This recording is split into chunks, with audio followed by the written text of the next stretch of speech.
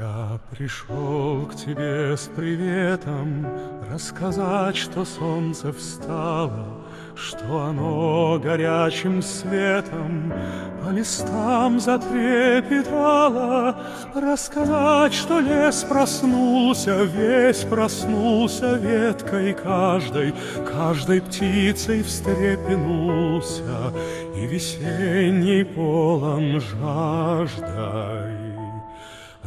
Рассказать, что с той же страстью, как вчера пришел я снова, что душа все так же счастью и тебе служить готова.